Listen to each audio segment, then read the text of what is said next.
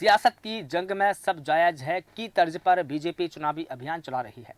लोकसभा चुनाव में हर मोर्चे पर विरोधी पार्टियों से 4 कदम आगे रहना बीजेपी का प्लान है और इसी प्लान के तहत बीजेपी काम कर रही है। चुनावी प्रबंधन के लिए बीजेपी ने छत्तीसगढ़ में 36 समितियां बनाई है। हर सेक्टर के लिए समितियां बनाकर चुनावी शतरंज की सियासी बिसात बीजेपी ने बिछा दी है। अब इसी सियासी बिसात में बीजेपी प्रदेश की सभी 11 लोकसभा सीटों पर भारी वोटों से फतह करने का लक्ष्य तय किया है।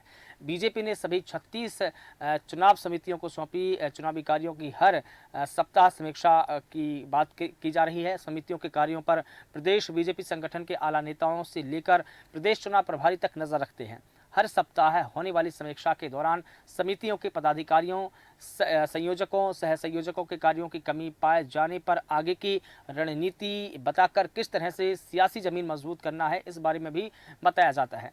बता दें कि एक आर्टिफिशियल इंटेलिजेंस और सोशल मीडिया के जरिए प्रचार किया जाएगा, तो दूसरी तरफ कठपुतली डांस और नुक्कड़ नाटक भी तैयार किए जा रहे हैं।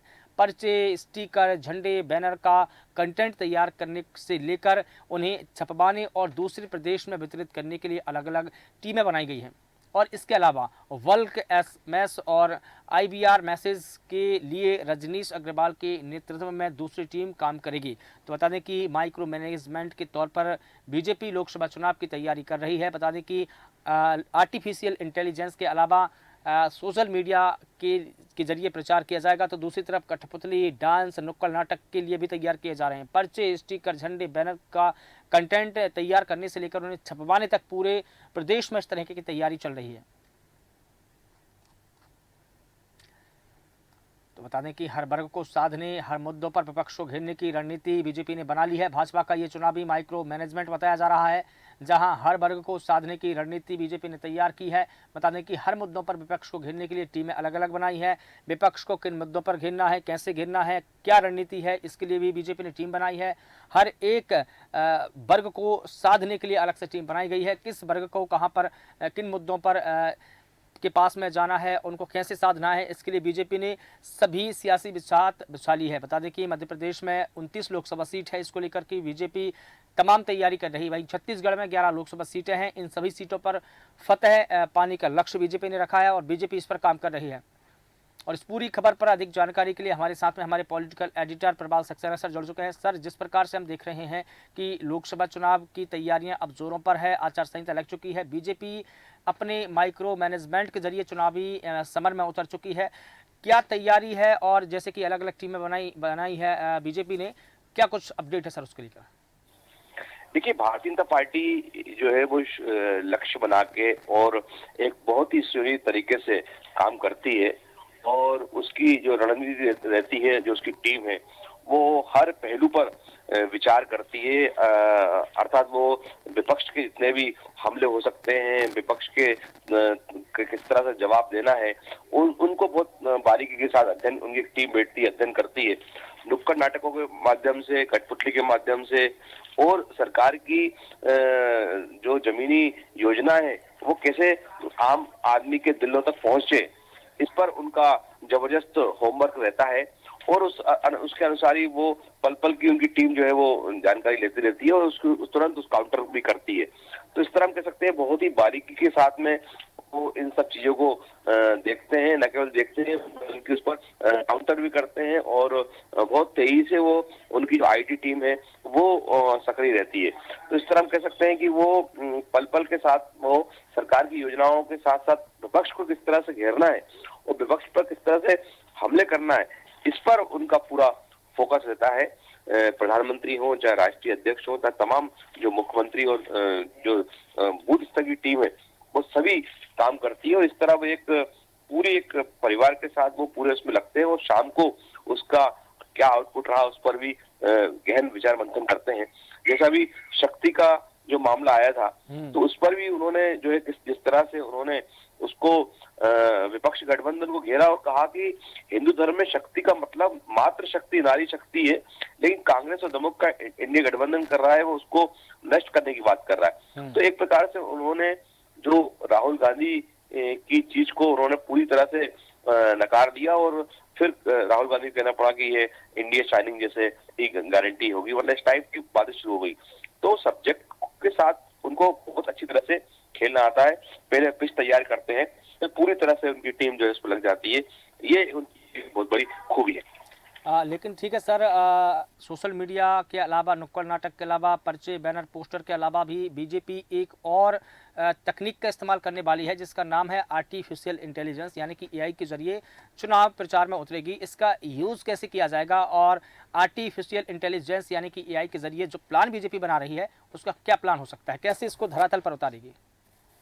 नहीं, मैंने आपको बताया ना कि वो उन तमाम बारीकियों के साथ में, नई तकनीकी के साथ में और नई टेक्नोलॉजी के साथ में वो करना चाहते हैं। वो जो है वो पूरी तरह से मतलब हर मतदाता तक पहुंचना चाहते हैं और उसके माध्यम से वो जिस तरह उनका जो फोकस है, उनका पूरा फोकस जो है 400 पार है, तो वो उस पर पूरी तरह से काम कर रहे हैं और इसी तरह से वो अपनी जो टीम है उसको लेकर वो उसमें लगे हुए हैं। तो मैं समझता हूँ कि जो बारीक चीजें हैं उस पर भी वो उनकी पैरी नजर है और उसके समाधान के लिए वो काम कर रहे हैं। जी बिल्कुल ठीक है सर। और एक और बात है यहाँ पर कि बीजेपी ने हर वर्ग को साधने के लिए अलग अलग टीमें बनाई है। ये टीम आखिर काम कैसे करेगी, किस वर्ग के पास में कैसे जाना है, क्या काम रहेगा, कैसे साधना है, इसको लेकर के जो टीम बनाई गई है वो वर्क कैसे करेगी सर? मैंने आपसे कहा कि वो जो जमीनी टीम है, जो बूथ स्तर पर काम करने वाली टीम है, वो उन विभिन्न वर्गों के बीच में जाएगी, खासकर गरीब, मजदूर, किसान और नारी जो उन्होंने अपना इनको वीआईपी बताया है, उनके लिए वो काम करेगी। उन्हीं के बीच में से कार्यकर्ता आएंगे और उन्हीं के कार्यकर्ता उनके मन की बात, उन्हीं के बीच के लोग ही रहेंगे जो मतदाताओं को उनकी बात उनके दिल तक पहुंचाएंगे। और किस तरह से वो विपक्ष को घेरेगी, ये भी उसके अंदर एक बहुत बड़ा विषय रहेगा। एक टीम कांग्रेस के नेताओं पर आरोप लगाने का काम करेगी। इसके प्रमुख जो है डॉक्टर हितेश वाजपेयी इसके बनाए गए। अर्चना चिटनिस के नेतृत्व में एक टीम भाषण के मुद्दे तैयार करेगी। 3 स्तर पर होगा, राष्ट्रीय और प्रदेश स्तर के अलावा हर लोकसभा क्षेत्र में स्थानीय मुद्दे उठाए जाएंगे। पूर्व मंत्री जयंत बलैया को लोकसभा चुनाव के लिए मध्य प्रदेश का घोषणा पत्र बनाने का जिम्मा सौंपा गया है। उसी तरह एक तरफ आर्टिफिशियल इंटेलिजेंस और सोशल मीडिया के जरिए प्रचार किया जाएगा, दूसरी तरफ कठपुतली डांस और नुक्कड़ नाटक भी तैयार किए जाएंगे। जैसे मैंने आपको पहले बताया, पर्चे, झंडे, बैनर का कंसेप्ट तैयार करने के लिए उन्हें छपवाने और पूरे प्रदेश में वितरित करने के लिए अलग टीम बनाई गई है। इसके अलावा वर्ग, एमएसएस और आईआर की टीम भी काम करेगी रंजीश नेतृत्व के नेतृत्व। तो अलग अलग जिम्मेदारियां भी उन्होंने दी है। तो इस तरह माइक्रो लेवल पर जो प्लानिंग तैयार की गई है उसमें महिलाएं, युवा, SC, ST और झुग्गी बस्ती के साथ समाज के प्रभावशाली लोगों को संपर्क के लिए अलग अलग रणनीति बनाई गई है। बिल्कुल। भाजपा ने केंद्र और राज्य सरकार की योजनाओं का लाभ लेने वालों की सूची तैयार की है। इस तरह मैंने कहा ना, वो बिल्कुल चुनाव को गंभीरता के साथ चुनाव प्रचार में और हर स्तर पर वो जो है वो 36 जो टीमें उनकी बनाई गई है और जो चुनाव प्रबंधन समिति जिसमें लगभग 100 नेताओं को शामिल किया है। बिल्कुल बिल्कुल ठीक है सर। आपने इलेक्शन मैनिफेस्टो की भी बात कही है कि हाँ, इसके लिए अलग से टीम बनाई गई है। क्या लगता है आपको कि पिछली बार की अपेक्षा में इस बार कैसा इलेक्शन मैनिफेस्टो रहेगा, किन इशू को बीजेपी अपने चुनावी घोषणा पत्र में शामिल करेगी?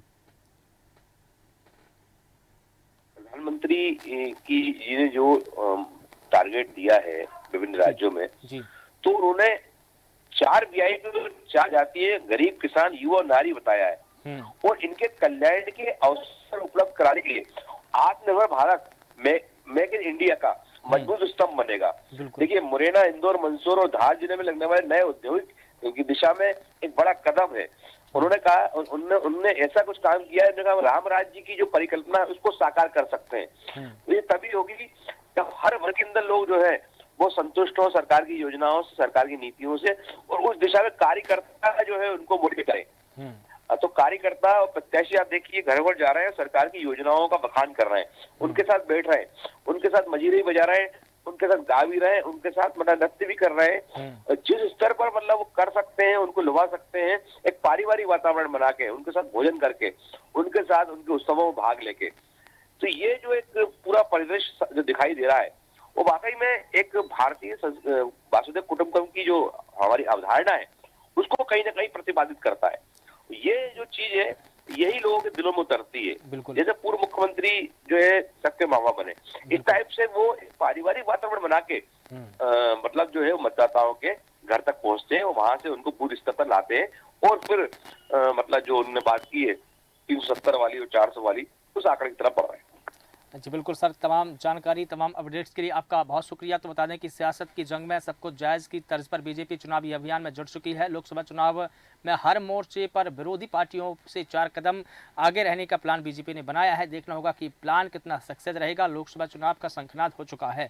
तो इसी के साथ देश न्यूज़ के खास बुलेटिन में इतना ही। मुझे दीजिए इजाज़त। नमस्कार।